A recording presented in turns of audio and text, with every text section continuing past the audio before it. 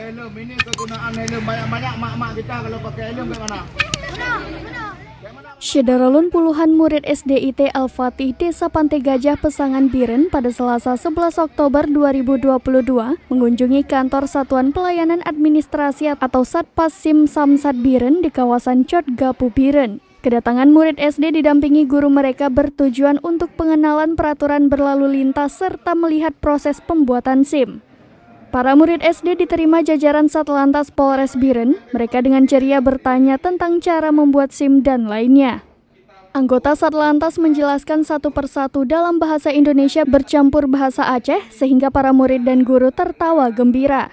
Usai pertemuan di halaman, para murid SD diajak masuk ke ruangan Satpas SIM secara bergiliran dan mendengarkan berbagai penjelasan dari anggota Satlantas Polres Biren.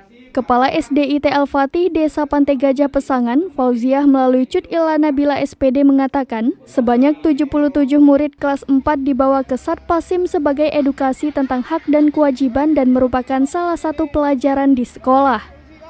Kapolres AKBP Mika Hardi Wirapraja melalui Kasat Lantas Polres Biren AKP Fahrul Razi mengatakan, kehadiran para murid SD adalah sebagian dari memberikan pemahaman dasar bagi mereka tentang mulai dari cara pakai helm yang benar, cara mendapatkan SIM, berbagai petunjuk rambu-rambu lalu lintas dan juga bagaimana proses pembuatan SIM bagi pemohon.